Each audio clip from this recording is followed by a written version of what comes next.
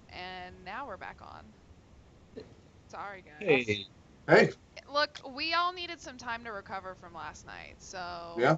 Just a little bit. I'm still not covered. we needed a little bit of time. Kim already left, so She's taking 5. she Wait, quit. no. She couldn't even Is- deal. She couldn't even. I had to go put the dog out. Yeah. Oh, okay. Sorry. That what A we're calling likely it? story. Likely I story. didn't lock it. Do you want me to close it?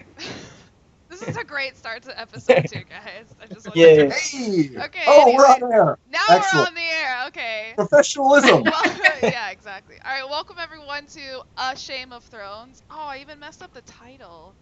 Shame of Thrones. Rip. You got it right. I forgot the Shame. Okay, you can. Shame. Okay. All right. Welcome to episode 2, guys.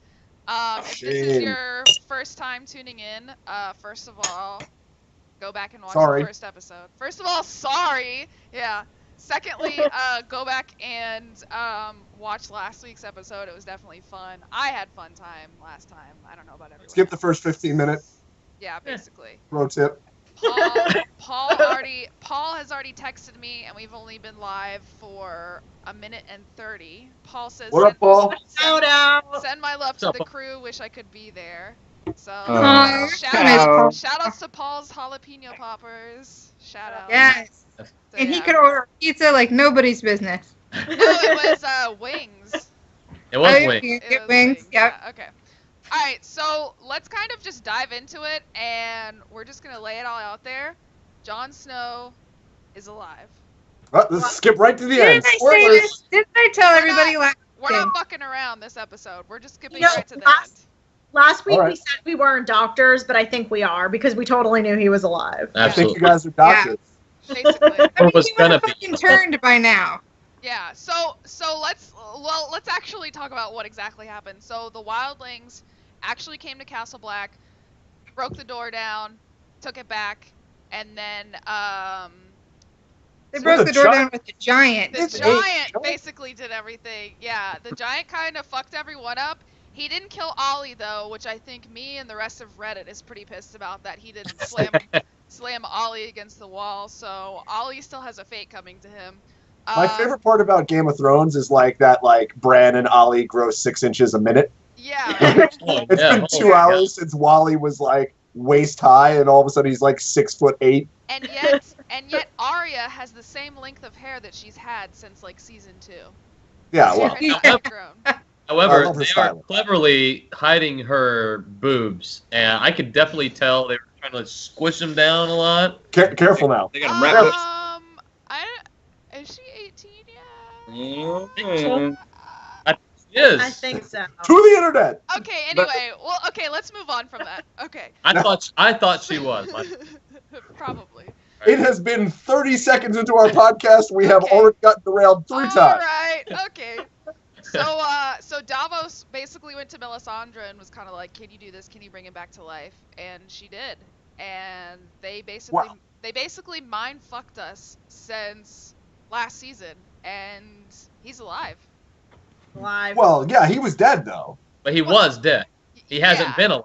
He was dead. Okay. Well, But see, he's. I didn't think Melisandre was gonna be here. I thought at the end of that last episode where she took the necklace off and got all old and nasty and shit and went and laid in the bed, I thought she was gonna die. Yeah. She was done, you know? Yeah. And that's what they did such a good job of basically up until this point making everybody think that he was going to stay dead. In every cast interview I saw, even the actors were like, "No, he is dead." They flat out said it. Macy Williams did a interview less than 2 weeks ago, and she was like, "Look, he's done. He's out." And now he's not. So they did a really good job of basically fucking with us for an entire year.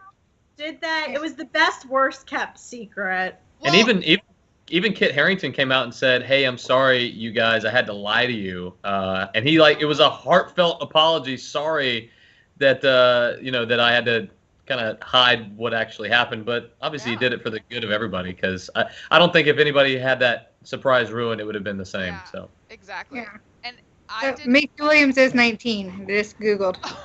Oh, thank you. Confirmed. There you Yes. go, Nate. Okay. There you go. Even for All right. me, up until the point where he like rose up, I didn't believe it. I was like, oh, they're just hanging on this to mess with us, and he's not gonna be alive, and he's not gonna come back to life. He's not gonna come back to life until it actually happened. Well, that was one of the really fun parts of this episode, right? Is despite the conclusion feeling obvious in retrospect, they put so much effort into the editing, in terms of the scene selection, in terms of everything, to provide doubt, so that when he finally, like when Ghost picked his head up, you're like, no fucking way. Oh my god. Yes. I was convinced that they had that close up on Ghost. I thought Ghost was gonna die, and that would mean that that's like the end. Like, I thought that he was gonna warg into Ghost. I honestly did. A lot of people thought that. I see what you're. I could see that. Well, and I was expecting Ghost was going to die, and then Jon Snow was going to come back because of the whole, like, warging into Ghost thing, and then, like, going to come back over or something. Well, that brings up an interesting point, Ralph, right? Is that kind of Game of Thrones has set up, both thematically in the books, but even in the show, the idea that, like, yeah, sure, you can bring people back from the dead, but only death can pay for life, right? Like, they set that up in season 1 with Khal Drogo, also Thoros of Myr, and Beric Dondarrion that we talked about last week. So it kind of begs the question, all right, so Jon Snow's alive, who is dying? I mean, is it Roose Bolton? Is it Euron? Is it Balon Greyjoy? Is it a player to be named later, like the NFL draft? Yeah. Like, what is it? Hopefully. Ollie. The dude born.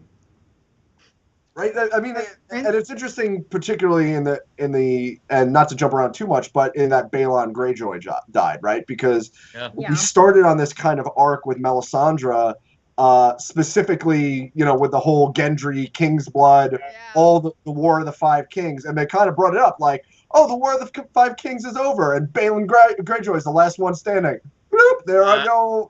Bye. Boy, they better make these bridges safer in the future. This is an insurance liability. Well, they're kind of on a roll with that though, because like in the first 2 episodes now, we've had 3 of the like kings people kind of died. The Dorne guy, Roose, and then the Salt Throne fella. So that's like 3 and 2. Yeah, I thought it was really interesting too the way they set it up scripturally, because I think I heard "What is dead may never die" over and over again. Yeah. But like obviously that's kind of like a spiritual thing, because they're going off to like the next world or whatever. But then again, you have Jon Snow. What is dead may never die. It's very interesting that after completely ignoring the Greyjoys and the Iron Islands for like a season, all of a sudden this episode was all about the Greyjoys in interesting ways, right? So it was called Home, right? Mm-hmm. And the home that was the main home of this episode, of course, was Pike, right? Was the Iron Islands. Additionally, in terms of you mentioned kind of their own separate theology, right? Mm-hmm. Not only the idea of what is dead may never die and all that sort of stuff, but also the idea of drowning came up quite a bit, right? We're talking about the drowned God and that being part of the religion, and that came up even with Bran as well, right? The idea of staying underwater. So it's interesting how all of a sudden that theology took the center stage after like not being mentioned. Mm-hmm. Yeah. And we had talked a little bit about it last time, but the theology, when all the theologies will come together, how that's going to play with each other. And now that we're adding a third one back into it, I mean, eventually they're going to come to a head, and that's going to be really interesting. Well, I think, there's all the talk about the gods and whatnot, but there's only really 2 that's, like, done anything, like the faceless god, right, because he does all the cool thing with the faces and those people over there, and then now the Lord of Light bringing people back to life. But does do the old gods count with what Bran's doing right now? Yeah, I would say so, right? Like, sure. The Three-Eyed Crow is definitely related, and certainly just the existence of the Children of the Forest, right? And we got, like, a lot of shots of the one child of the forest, and Max von Sydow like taking time out from being dead in Star Wars to just sit in a tree. That was pretty badass. Yeah. So since we're already talking about it, and we're kind of like jumping back and forth between what actually happens in order of the episode, but that's fine. We were already kind of talking about it. Balon Greyjoy is now dead, killed by his brother, and I kind of have an overall question, and I don't think we addressed this last episode because Kevin was the only book reader, and I wanted Ralph's input as well. Without like spoiling, where do the books basically leave off? Because everyone knows at this point we're getting past the books. So with something like Balon Greyjoy getting killed by his brother, is that something that's as relevant in the books as it is in the show now? Ralph, you want to take this? I'm glad to take it. No, you go. He didn't read that far into the books, I don't think. Oh, okay. So he's not. All right, as so- caught up. Okay. So this is actually 2 books ago, right? So I think I alluded to this plot line last time, right? Because the last 2 books took place simultaneously. Sure. This is a huge plot line in that book. I think that one is Clash of Kings. I don't know. But so you heard it mentioned, and it's worth talking about. It was alluded to when Euron Greyjoy, who is Balon Greyjoy's brother, right? The guy who did the pushing. The pusher, not the pushy. What's his name? Pusher Man. Euron. Euron Greyjoy. Okay, literally thought you said urine, but all right. Yeah. Well, yeah, like in the books, You're Indian. Yara is Asha. It's all fucking crazy. Okay. But so instead of there just being one Greyjoy brother, there's actually 3. There's Victarion and Aeron, and they're just introduced in the books. It's crazy. But the thing that comes up is this idea of a King's Moot, and a King's Moot is how the Iron Islands select their leader. It's got this ancient Right. tradition. And they In touched on that yesterday too. Exactly. So to preview for people coming up, interestingly, in the books, like a King's Moot hadn't happened in like thousands of years, whether it's 2,000, 4,000. It seems like in the show they're doing it a little differently. Like, of course we're gonna do a King's Moot because motherfucker died, and that's where that priest came in, right? What's interesting is that they're streamlining it quite a bit. So instead of it being like 4 brothers plus some other captains, the way a King's Moot works is like if you're a captain in the Iron Islands, then you can propose to be king, and it's basically this giant election, and there's gifts. It's this huge ritualistic thing. It's really fun, but it looks like they're streamlining it, so it's just going to be Euron versus Yara. Right. And well, and if Theon actually does go back to the Iron Islands, now I read a lot of like theories. Oh, Kevin, you're rainbow all of a sudden. Ah. Am I the only one that's seeing that? Yeah, I don't see rainbow. It's very skippy right now. Maybe it's my connection. Okay, but Theon did say when he left, and we can go ahead and mention this because it only lasted about 2 minutes. Theon told Sansa that he was leaving and that he would be going home. home. Yeah. He didn't say where that is. He just said home. So Yeah, but it was cut to Iron Islands. Like, yeah, but So- it could be Winterfell, and he could be trying to go and like fuck Ramsay up now. But I don't see him doing that by himself. So No. No. I think it is more likely that he would be going back to the Iron Islands. So if he goes back before they, claim a new king or leader, Heir. Yeah. heir, he basically has the heir to their throne now. So that's kind of interesting to see like how all that's going to work out now that Balon's brother is there. But does he? Because he can't produce an heir. Yeah, he don't have a His stuff no more. father brought that up a little bit ago. Oh, okay. He doesn't Yeah. have the right to because he got a. Right.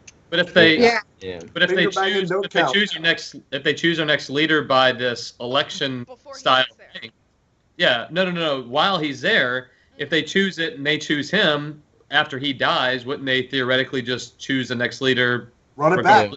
Yeah, Run it back. irregardless. Yeah, But you gotta remember, like, none of those people like him. Remember when he came over there, like, they were all making fun of him, and nobody wanted to listen to him. That's true. Oh, you can't make fun of him And- because he doesn't have a wiener. Yeah.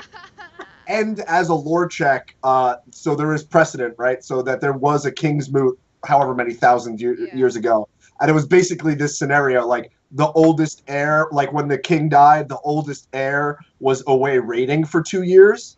and they had a king's moot, and they elected someone, and it turns out they didn't like them, and so when the heir came back, they declared the king's moot illegal and made the heir the king instead. Like they had a new king. So like at least like it's possible that Martin had that in mind. Mm-hmm. You know what I mean? Like when because he likes to write his histories so that they reflect things. Yeah. So whether the show follows it or not is an open mystery, but it's interesting from a lore check perspective that it's relevant that like Theon is away and what his role in the King's Moot might be. Yeah. So now we kind of move on to, I think probably one of the most important events in this episode is Bran's storyline. Finally, I was so cool. I was so pissed that we didn't even see him last episode. At all last season, hardly.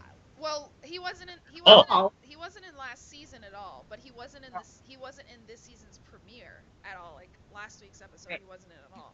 Yeah. And we had talked about it last time because they wanted to give him a few minutes, and last time it hopped around way too much for that. Right. Yeah. So. Well, then also I think dude's hitting puberty, and so they kind of had to have that gap in there.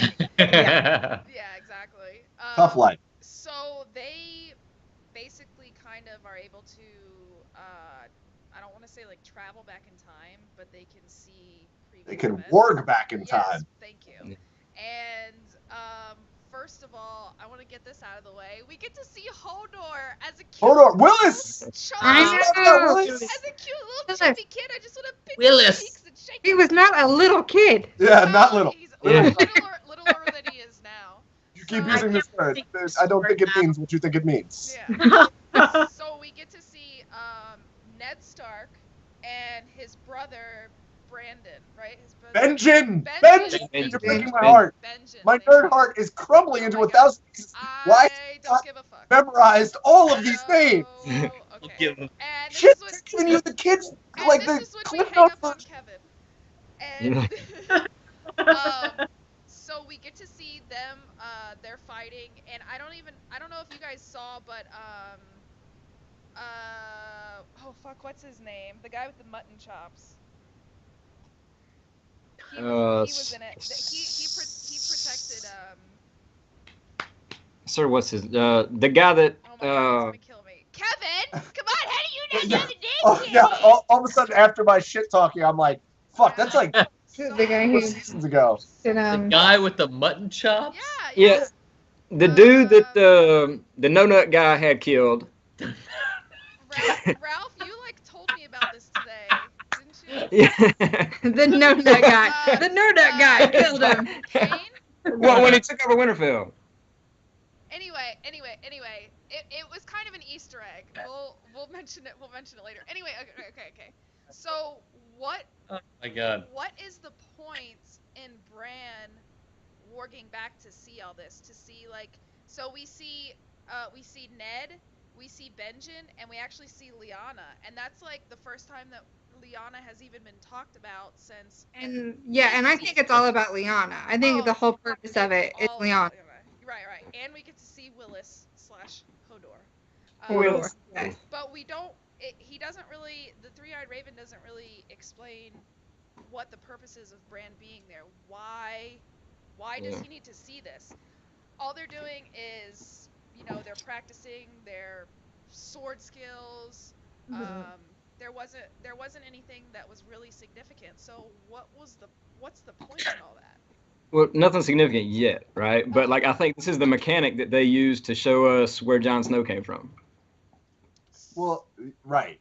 So, like, the elephant in the room, right, narratively, is the internet theory popularly known as R plus L equals J, right? And if you don't know what that is, like, either you don't have the internet or whatever, like, just can we all agree as a group that we talk about that? Is that fair? It's Yeah. All right. Just say it's It's Jon Snow's mom. Lyanna equals Jon Snow. Yeah, right. It's Jon Snow's mom is Yeah. the popular internet theory, right? So Yeah. narratively, yes. I think from a warging perspective, an in-universe explanation, Yeah. I go back to the episode title, right? Home, Yeah.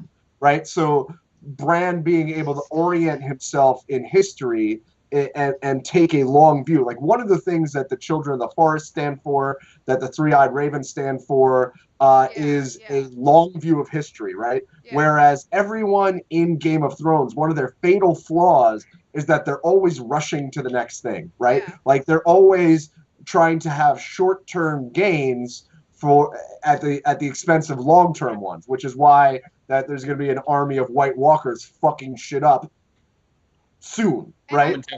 Yeah, and I think that we kind of see it in the preview for the next episode too, that I really like that they're doing these flashbacks.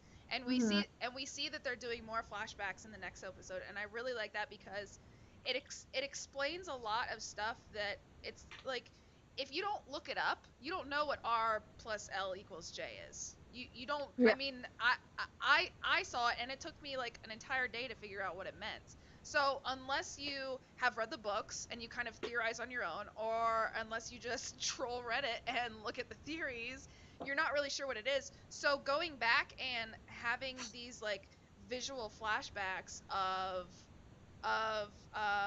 Ned and Lyanna and Benjen and possibly Rhaegar, and like it's gonna be a little more obvious as to Jon Snow's birth. Heritage. Thank you. Yeah. Thank you. Well, you're not introducing a new character.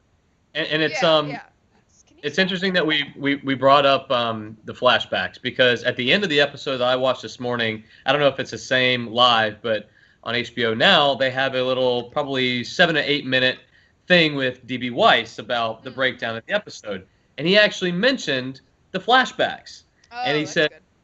you know, we don't use the flashbacks a lot. He says it's lazy storytelling if you have to use flashbacks to story. But he says in this case, with all of the storylines, I guess starting not our flashbacks. Yeah. Storylines now starting to converge. It's more important that people are focused on the history and how things actually happen. So I think this is going to be a point of emphasis for them for the rest of this, the rest of the season, to have these periodic flashbacks that maybe on their surface not explain a whole lot, but relatively they start building to something. Yeah. Like Ralph was pointing out. Well, that's one of the great things about Game of Thrones, right? Is that it very seldom spends a lot of time explaining shit to you. Yeah. It puts shit out there for you to figure the fuck out. But like, it's not like, Lyanna, wow, maybe that's Jon Snow's mom. I don't know. Like, there's no conversation between Varys and Tyrion laying that out, right? Mm-hmm. Like, you're kind of just left to figure it out. And that's one of the things that I really like about it. Okay, now that you mentioned Tyrion, okay, let's go ahead and talk about what happened to him. And Pro transition. When I saw this in the episode, and I don't know why, but my puppy is like flipping her shit right now. When I saw this, I was like, wow, that was a really wasted scene, and really nothing happened, and that was really boring. And then Reddit happened, and this is when Reddit does good things. Okay, so Tyrion, basically said, well, we have dragons, okay, and Dany is gone, so she can't help rule, but we have dragons. We have 2 dragons, and they're locked up, okay? They shouldn't be locked up. They're not eating. So he goes down and he unchains them, right? And he had some of the biggest little balls ever to go and do that. Well, but here's the thing: is the dragons had no. They didn't try to eat him. They didn't try to burn him. They didn't find him as a threat at all. And Targaryen. That's what. Can you fucking let me finish? That's what I'm trying to fucking say. Yeah. So, anytime we've seen dragons come in contact with anyone that isn't a Targaryen, they've fucked their world up. And he had such an easy time letting them go, which further proves the theory that Tyrion is basically like a bastard of a Targaryen. Wait, so who is the Targaryen? A dragon even was like, "Hey, dude, let me come down to your level so you can unhook." Exactly. My freaking game. He's like, "Can I get some help, bruh? Can I get Yeah. Uh, to play devil's advocate on the situation, he does explain that dragons are very smart and they do feel intent. And so it doesn't necessarily point to the fact that he's a Targaryen, just that he's there in good spirits and not meant to hurt them, but to help.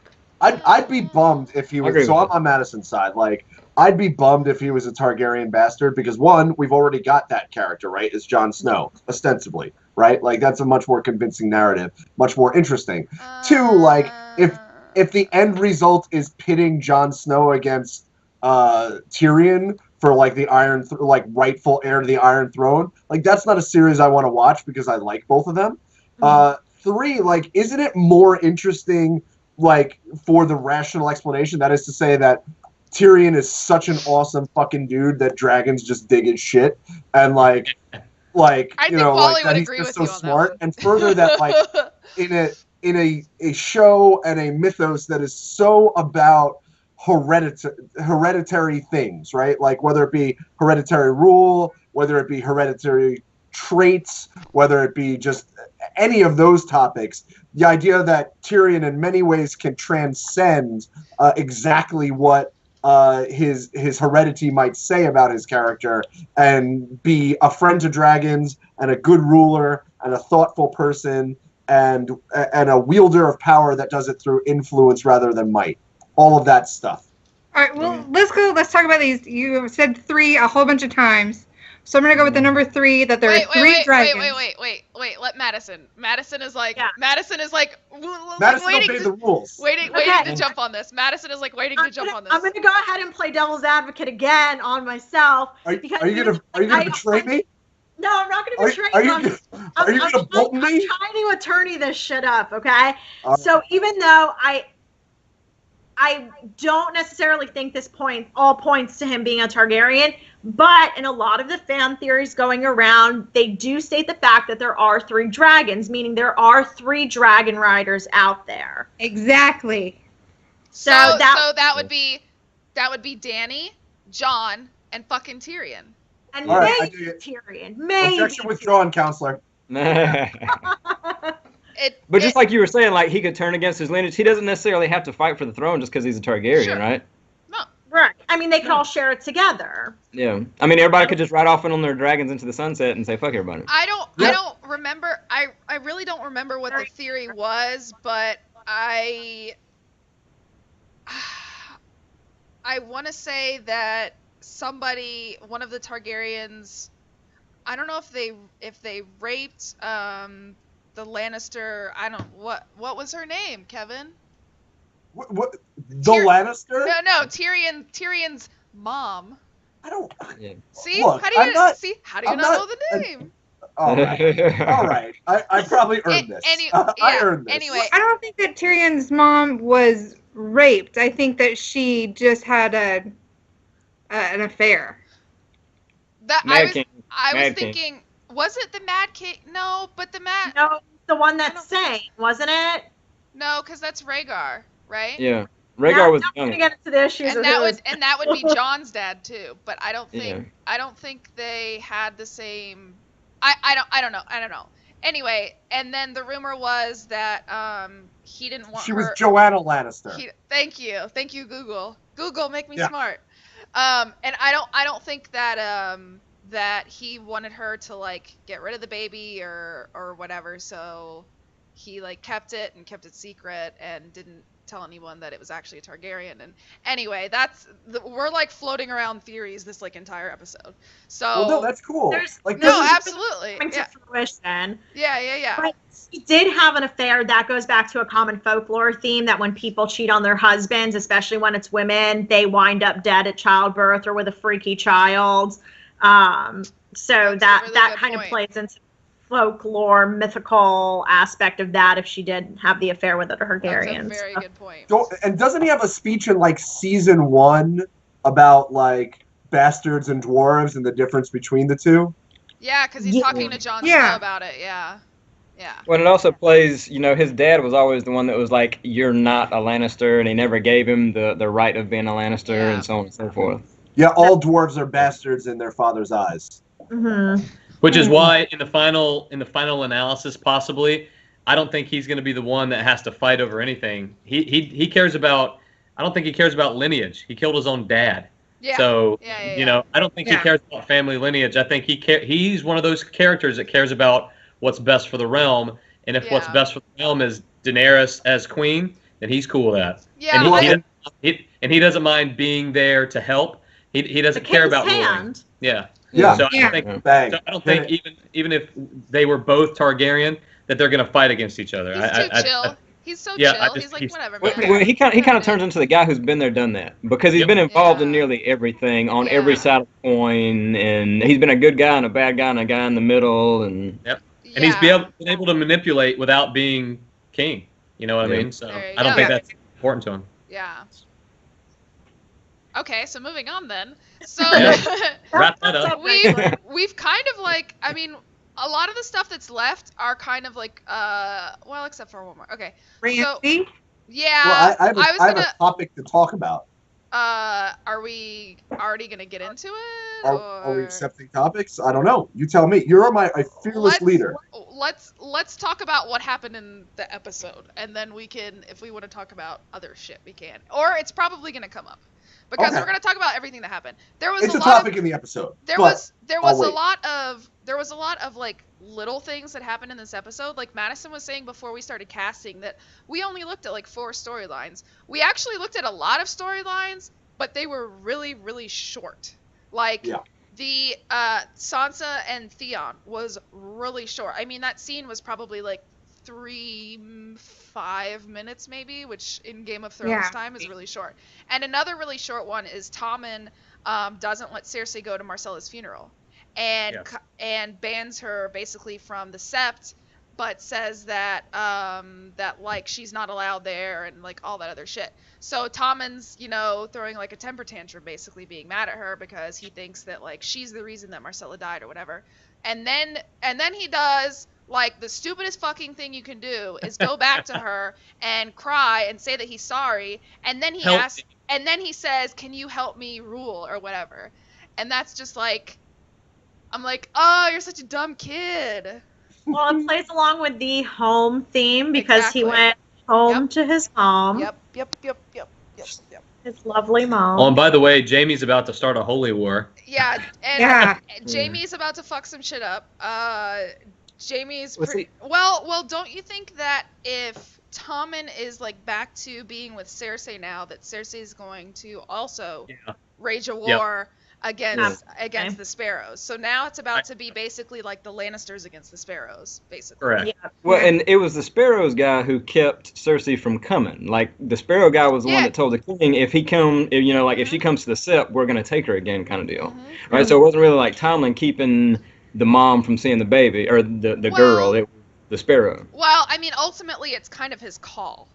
I mean, he's the king. He could go in and blow stuff up, right? He's the king, but he's also a pussy bitch. So he can. That's one way of putting it. He can, he can just say, she's coming no matter what. But with the High Sparrow saying, like, no, she's not allowed. He did say that. That the Sparrow told him that she wasn't allowed. We kind of saw what happened with Jaime. When Jaime kind of tried to stand up to the Sparrow guy, and then everybody comes out of the shadows and they've all got like brick bats and crap. Yeah. Right. They've ceded that control, and Tommen is not a powerful enough ruler to get it back, because it would and they hit on it right in the episode where it's like, well, the thing a strong king would do is just like, fucking, I'll destroy your religion. Like, I don't give a fuck, and that might be what it takes.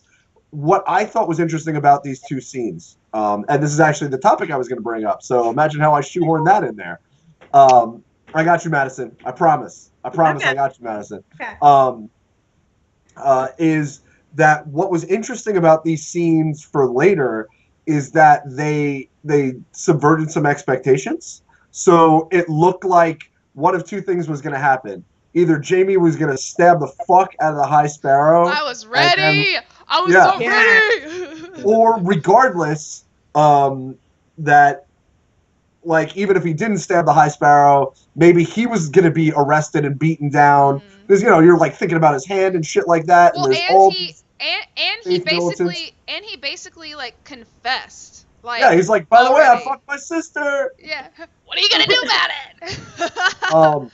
Right. So like Yeah. the fact that he walked out of there was interesting, and then they kind of punctuated it at the end of that scene where Cersei, or before, where Cersei came down with Sir Robert Strong, the zombie Kingsguard, and like it looked like her and him and some guards about to get the fuck into it. Yeah. And also I think to a lesser extent is what we talked about before about Castle Black.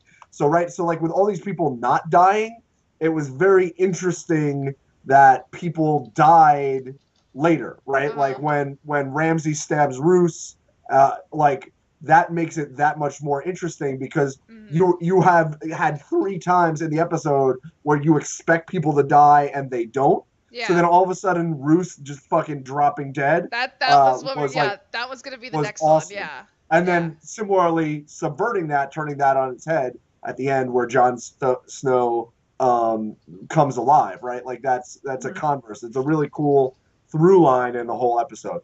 Madison, you have the floor. I'm sorry.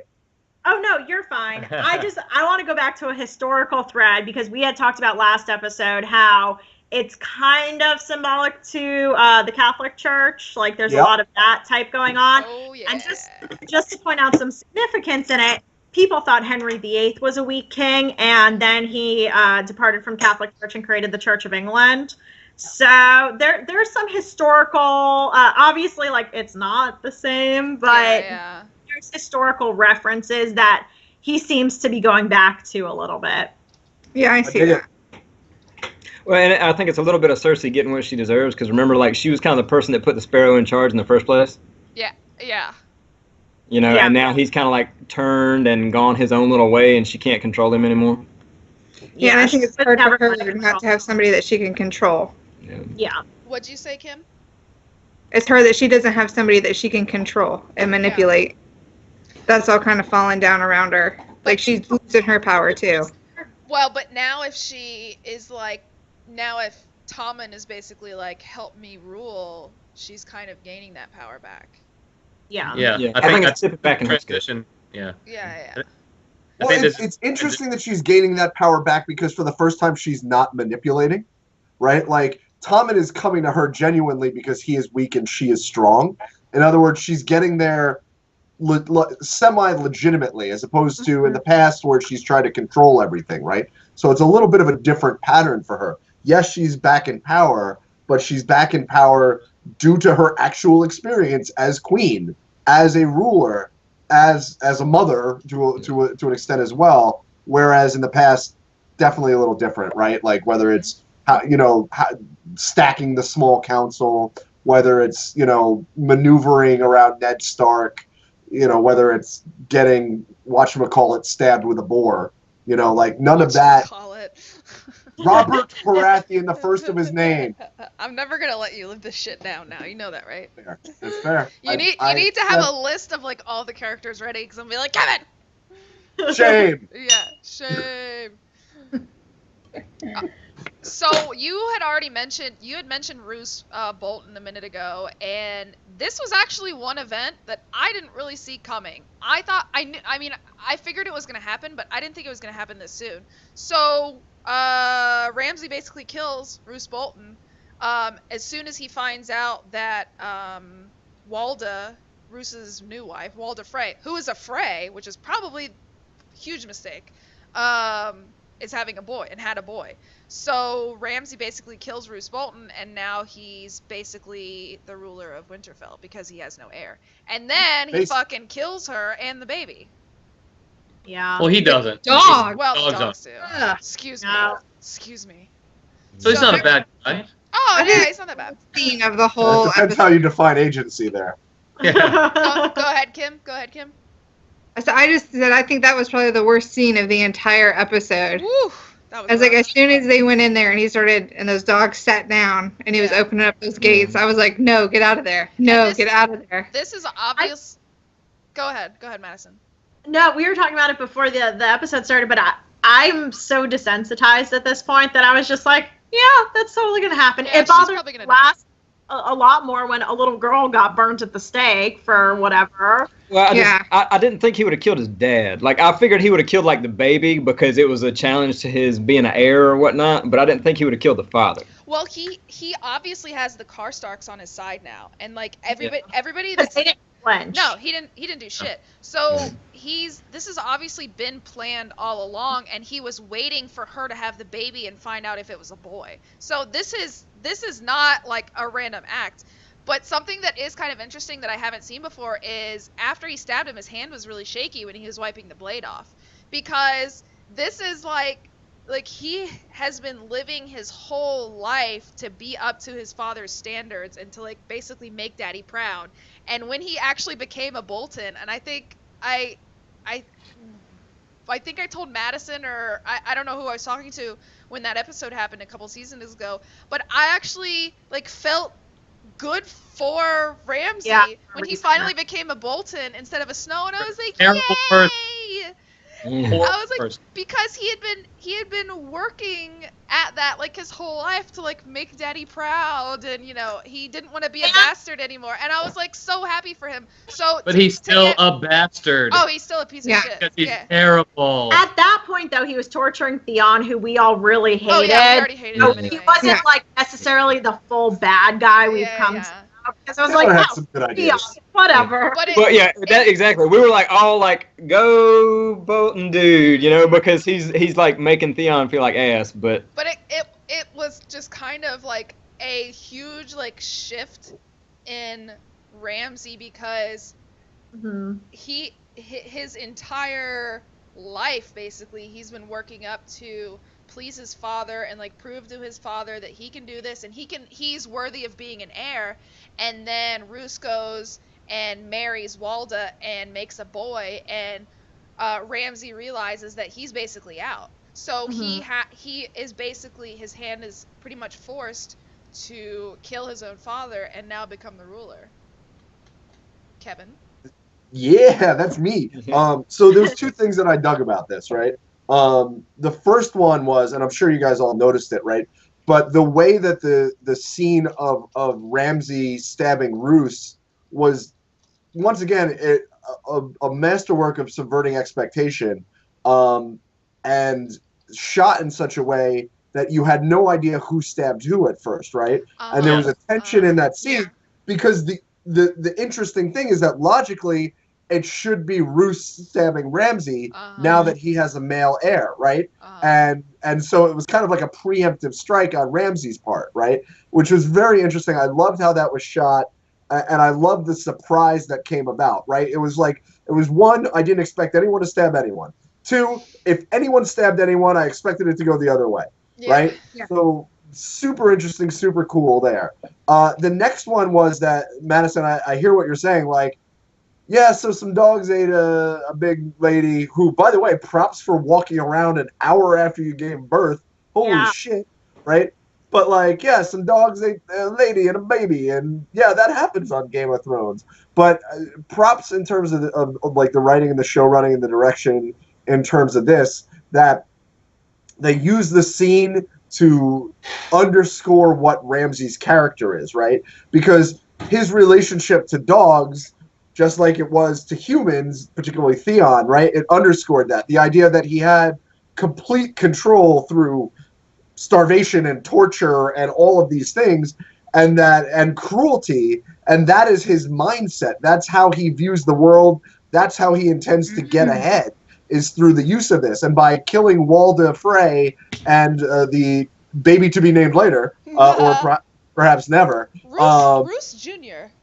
Roose Jr. RJ for sure. I just thought it was a cool character moment, and one of those things that makes Game of Thrones better than your average show, because it takes the time and opportunity to do something like that. So they had already... Go ahead, Madison. Sorry. Go ahead. Okay. No, I was just going to say, too, right before he killed Roose, what was he saying? If you're a wild dog, people are going to treat you like a wild dog. Now he has a ton of trained dogs sicking on his new brother. So it was a nice little come around on that. Well, and they had, before all this happened, they were talking about, and I believe in the last episode they were too, about trying to find Sansa, because Sansa is the key to the North. She is the heir to Winterfell. So they had talked about going to Castle Black, because that's probably where Sansa was going to be. So is that what Ramsay is still going to do? Is he still going to? I mean, at this point, does he really need Sansa? Because they had talked about it in this episode. They already have like 3 or 4 or 5 houses backing them without even having Sansa. So do they even really need to go and find her? Or I don't think and if they don't, then what's next? Like I don't think he wants to go as far as having the throne, but it's like, okay, Roose is dead. Now what are you gonna do? I think he's just going to go after her as a plaything. Like, as my toy that got away, and I don't like it, and I want her dead, but I want to kill her myself. Yeah. You know, I think it's going to be anything like eat her for the North. I think it's I need her because she got away and she was mine. Yeah. And I think Madison's comments actually kind of foreshadow what's going to happen to him. The whole like get put down like a dog thing, because I think he's going to march like on the wall, and Jon Snow has just like rallied all of those people together because now he's going to be their god kind of thing and like destroy him. Yeah, and I think, do they know that the wildlings are there? No, they don't. Nobody knows about. They're keeping Jon that Snow. one on wraps. You know, they're not trying to let that one get out. Nobody knows about Jon Snow getting stabbed or anything, because you hear Sansa talking about going there because he's there. Or Theon told her to go to the wall because that's where Jon is, and then I think Arya has talked about going to the wall. Like, nobody knows what's been going on with Jon. Go, Kevin. Go for Kevin. So a couple things that are interesting here. One is that I think the question of like Sansa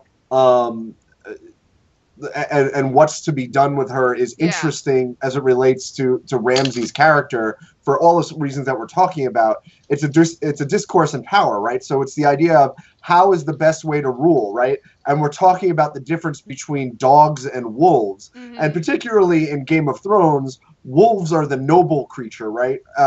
Maybe savage, but can be tamed and have relationships, where dogs are wild and things like that, right? So for Ramsay, it's not like he's not interested in Sansa as a political pawn to control the North, to even be kind of a head nod towards tradition or things like that. And of course, that contrasts so greatly with the Starks, who have ruled the North with a tremendous amount of tradition and, you know, benevolence and like their relationship with the Wall and the relationship with the people. And Game of Thrones kind of talks about that. The other interesting thing, less about the Wall and more about the South, is geopolitically, like, your dog's eating a Frey is fucking bad if you're in the North. Because if you remember, the whole point of the Freys is that they control the entrance to the North. So now, in order to get anywhere, like, Ramsay will have to go through the twins and the Freys. It's going to be a bitch. It's going to be a bitch to do. Like, and it speaks to his foolhardiness that like, you can't brute force your way through these things, which is why Tyrion is a hero and Jon Snow is a hero. Yeah, absolutely. And Daenerys is a hero. Absolutely. So I like your theory, Madison. That's what I'm trying to say. I'm a genius. It's cool. Too long didn't read. Madison is right. I could have told you that a long time ago. Oh, good husband is good. Good husband is good. All right, so the last storyline that we haven't touched on is Arya, and this was another one that was really short. More fighting with her in the streets and her being blind, but she is asked like what her name is, and she's basically still on a trial basis. So you kind of see that she. Trial basis. I mean, she You're is on double secret probation. It Arya. is, yeah. It's been 2 seasons now where like she's probation. Just down there and she hasn't really progressed a whole lot. It's just she's down there hanging out, going through all these little tests. If anything, it's gotten worse because she stole the face to kill what's his name. So. Then she gets asked like what is a girl's name, what's her name, and he promises her like a roof over her head and food and whatever, and she still says no, and then he finally says something like, well, your training isn't done. So she's kind of being like accepted back into the House of Black and White. I didn't really notice anything uber significant about that. But where does it go from here? Is she going? Is she going to basically have to start at square one now? I think she'll get her vision back. I don't think she's going to be blind forever. Well, that's what he said. He said the girl with no name can have her sight back. No, that's if she said her name. Yeah, say your name and you can have your sight back. Oh, yeah. But that was a test. Yeah, absolutely. His storyline is still, correct me if I'm wrong, Kevin, it's still in the books because she does get her sight. Well, she chooses to lose her sight and then gets it back. Right, so they did it a little differently in the books. Like, she took, like, a poison that took away her sight, and she had to redo it every night, what have you. Sure. So what's cool about this, though, is that they found a way to make it a choice again, right? Like, one of the things that kind of bothered me about it and her character was, like, it went from, you know, she made a choice every night to be in this position, to learn these things, to, like, she's being punished. Bad Arya, right? And so by Jaqen Hagar showing up here and being like, yo, I'll give you a roof and food, and great acting by Macy Williams, by the way, because I was like, that bitch wants food bad. But now by making it a choice, I think it aligns a lot better with her character in the books. And she's just going to continue to be a super crazy badass, and I dig it. I'm just ready for her to excel somewhere. Because that's why she's just kind of been stalling and just hanging out. She's just she's like in this limbo, and I kind of wish she would be able to get out of it. She's gonna be a crazy fucking murder machine. I hope so, but okay. So what's gonna happen when she finds out that Sansa is alive, that Jon is alive, that all of this shit is happening? Is she gonna stick with the many-faced god, or is she going to try to go back to her family? Because with like the many-faced god, she's not Arya anymore. She can't be a Stark anymore. So is she going to like train to be a badass and then like leave, or is she going to stick and be like an assassin? The many-faced god does give assignments, and That's you know, it is a faith thing where you get rewarded for being a good servant. So will he reward her by sending her on missions to complete her list? Because they've built that list up so much, I don't think they just go ahead and can it. Yeah. But like, how many people are still alive on that list? A lot. Right. I think there's only two that Cersei? are Joffrey's dead. Yeah. Ilyn Payne's dead. Ilyn Payne's dead. Except for some of the Lannisters. I think Cersei and Walder Frey are the only two that are still alive, because Roose Bolton is dead, the Mountain is dead, Ilyn Payne is dead.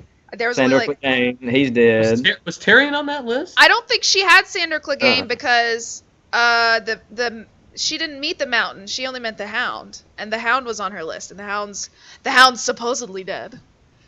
Yeah. So the Hound, the guy that killed. Oh, Kevin's looking it up. Kevin's looking it up. I'm looking up Arya's list. Stand by. Well, I want to know, like, after all of this time, is Needle still hidden in those rocks? Like, nobody has found Needle? Yeah. Like, so is she going to become, all right, I'm super assassin. Let me go. She's going to get her sword or her needle, and she's going to be like, she's going to kill every motherfucker with that needle thing. Basically, like, yeah. that's her revenge. It's going to be shown up in her face, like, you told me you were going to forget who you were, and I found this hidden in the rocks. Yeah. Okay, so it's actually, so interestingly, it's, all right, so still alive, so I'll read the whole list. This is from the episode First of His Name. Joffrey, Cersei, Walder, Meryn Trant, Tywin Lannister, Melisandre, Beric Dondarrion, the Red Queen. Thoros of Myr, Gregor Clegane, the Mountain, and Sandor Clegane, the Hound. So the Mountain and the Hound are both on there. How does she know the Mountain though? What did the Mountain do? What did the Mountain ever do to her? The Mountain hurt the Hound. Yeah. Well, yeah, the Mountain did hurt the Hound, but then the Mountain also fought against Robb, because the Mountain was fighting for the Lannisters when Robb was rebelling. So maybe that had something to do with it. The Mountain is still in whatever animated form. Yeah. He's technically still alive. All right, I've got this. The Hound's older brother, Arya, ran into him at Harrenhal, where he was commanding an unsavory bunch of torturers. There you go. Oh, when she was captured. Like the tickler and shit. Yeah. Right. And then he got recasted. Yes. That was like a different. Yeah, Maybay. So how many people Maybay still alive says on this? Franken-Mountain says Maybay. So like what? It's like 3, right? Yeah, it's like Cersei, Melisandre. No, 2 then.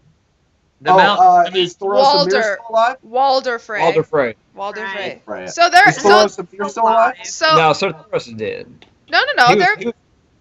They're both alive. I thought Sir Thoros was the guy that died over with what's it called? Didn't he get kicked out of the kingdoms and he got sent over there with? No, he's the guy that was with the free men that brought that kept getting brought back to life. Remember? And he said that Derek Bondarian guy or whatever. So Derek Dondarrion was the guy that was brought back to life, but I think he's dead now. He is in the books. But they never showed that as a thing. Anyway, basically, Arya has enough people on her list that she can go fuck up if she wants to. Yeah. And they're major characters. And they're major characters, yes. But what's interesting, the tension at least, right? And this may be pointing out the obvious, the entire point of the many-faced god is to 100% give up your identity, right? Yeah, so and her identity as a Stark is a central theme to the show in the same way that I was talking about Stark's identity versus Ramsay's identity, right? So it'll be interesting to see how she interacts with a resurrected Jon Snow. Like, what does that look like? Like, when you as a servant of the god of death, basically, find out that someone that you love has been resurrected and cheated the god of death. Like, that's a pretty cool writing. That's a pretty cool conflict being set up. That is really cool. Yeah, I never thought about that. Yeah. We know the dude. Wally, everyone. Nice. Hey, Wally. Everyone says hi. Hello, everybody. Puppy has to pee, so he's gonna take Puppy to pee because Puppy has been bugging the shit out of me. So. All right. Show off your guns so everyone can see your sleeveless shirt. So Ashley can be okay. Boom! You can go now. Oh my god. Okay, now. Ashley says no sleeve hype. Okay. Anyway, please continue. Sorry for the major gun interruption. No, it was. I mean, I need to go change my pants. We had an impromptu show right now. Oh God, please don't encourage him. Please. All right. What's next? Don't every time you see Arya, you think back to the end of season 4 when she's riding to Bravos on that boat, and she's like, "I'm the queen of the world" type deal. She does she does the Titanic thing, and yeah. she's like, I always think back every time I see her. I always think back to that, and know somewhere she's gonna get all of her revenge somehow. Not her comeuppance, but the people that are on her list. I always think that something's gonna turn in her favor. So, well, is it?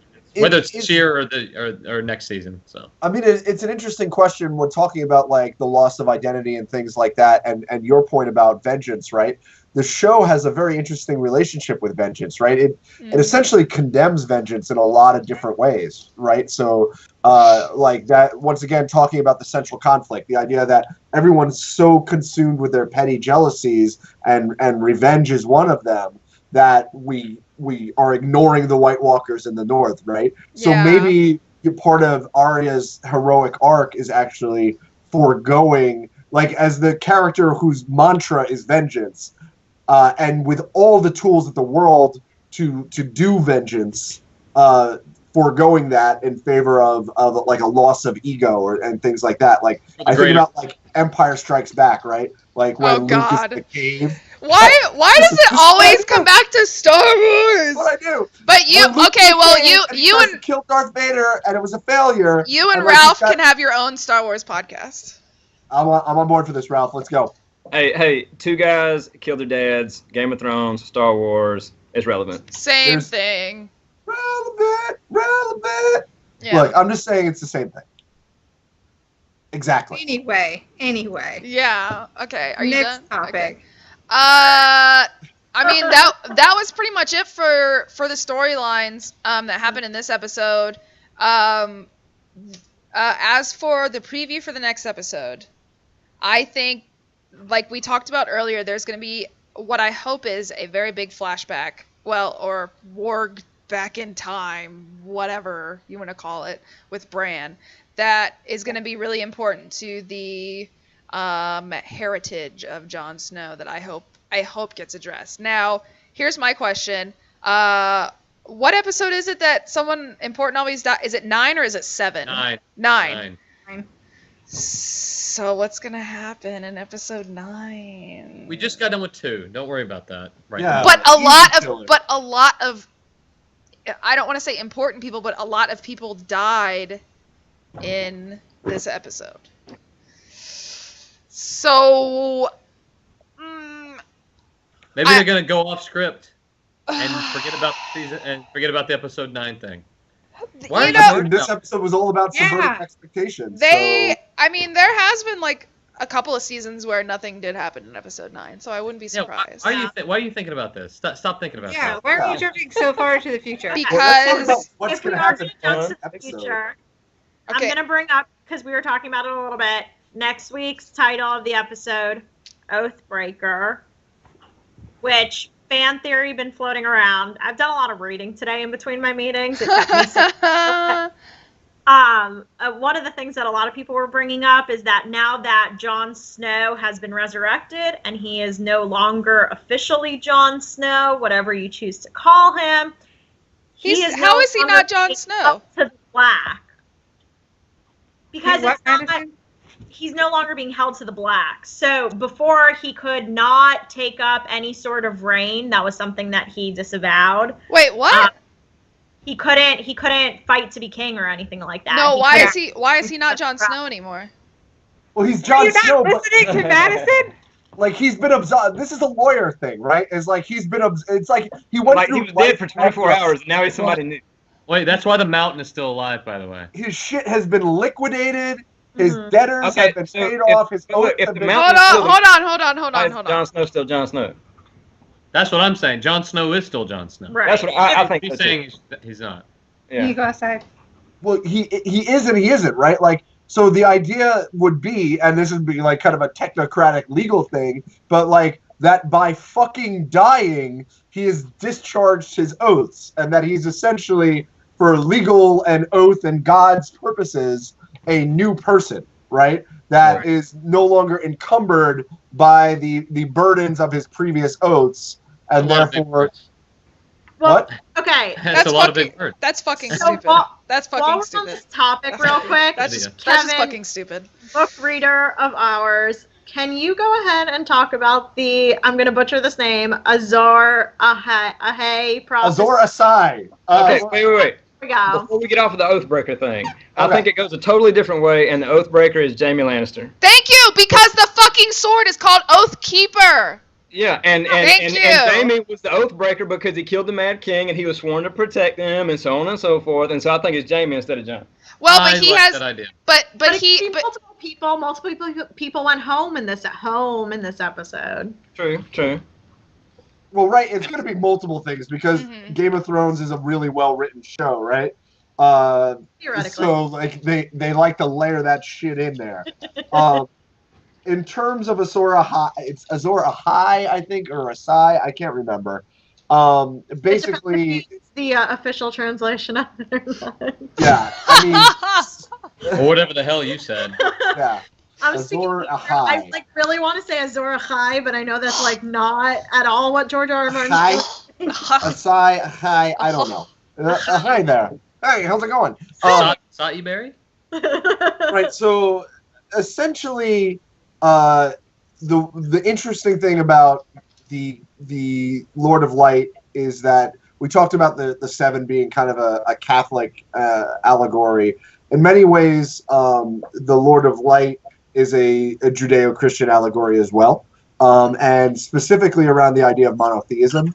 So one of the things about the Lord of Light is that there's only one of them, right? So it deals in that theme. The other theme is Azor Ahai, Asai, I don't know. What are you even? What are the? Ahai, I don't know. Basically, it's the Jeebus figure, but it's the Jeebus is coming figure as opposed to the Jeebus is already been here and coming back figure. So the idea that a champion wielding a flaming sword who would essentially convert the entire world to the religion of the Lord of Light, Mihalor. And so it was thought that it was, or at least Melisandre believed that it was Stannis. It was not. And then she kind of thought it was Jon Snow. And now maybe it is, because, boy, we got some Jesus parallels going on with the whole dying and coming back stuff. So, and it wouldn't be Western literature if there weren't Jesus parallels. Stop. Okay. All right, none of us have. All right. I don't know, like nobody has like a follow up for that, but okay. Thanks, Jesus. Thanks. Yeah. And on the second episode, he arose again. Yeah. I think I said that. Didn't I say that last week? I was like, Hey, I bet wait, he's gonna come back to life on the third episode. No, he wasn't dead for 3 days. How long was Jon? Nah, I think he was dead for like less than 24 hours. Yeah, I think it was. I think it was less than 24 hours. Wally says that a main character has died in episode 9 of every season but season 2. And he linked me an article that, that says it. Because he couldn't just open the door and tell you? I think he's. Okay, I'm pretty sure he's pooping right now, so. Just FYI. I poop and text too. Yeah. No, he's in Twitch chat. He's usually on Twitch when he's pooping. Like you do. It's a good place to be. So that's a really good note to stop on for this episode. Yeah. I mean, I think we just hit the wrap it up box. Yeah, pretty much. Wally pooping and we're out. Yeah, bye, Wally. Next week. Don't push too hard. He said he's not pooping. There he is. Oh, we had to come in to see you. Yeah. That's something that someone who is pooping would say. Yeah, okay. Look at him sitting down right now. A likely story. Okay, so next week is called what? Oathbreaker? Oathbreaker. Right? Okay. Interesting. All right. Okay. Does anyone have last minute thoughts before we sign off for the night? It was fun, guys. Thanks. It was very much. Yeah, good time. We got a pretty solid amount of people in the Twitch chat having some discussions. So thanks, guys, for hanging out tonight. And we will be back next week, same time. Is everybody going to be here next week? Is anyone going to miss? Yeah. Barring getting hit by a bus. Wally says he'll actually be here next time. Yeah, Wally. That's the story of someone who was pooping would say. He'll be live from the bathroom next week. Does he have a headset too, or? He does. He has a fancy ass headset. I mean, he's got a camera on that laptop, right? Yeah, he's gonna get his own camera and everything. So shoulders up, Wally. Yeah. Guns up, guns up. Oh God, I'm gonna make him wear a real shirt instead of that sleeveless Talk about the garbage. Lord of Light. Look at that upper arm area. Oh my God. Okay, I'm ending this freaking episode right now. All right, thanks for hanging out, everyone, and we'll see you next time. Bye, guys. Bye, guys. Whoop.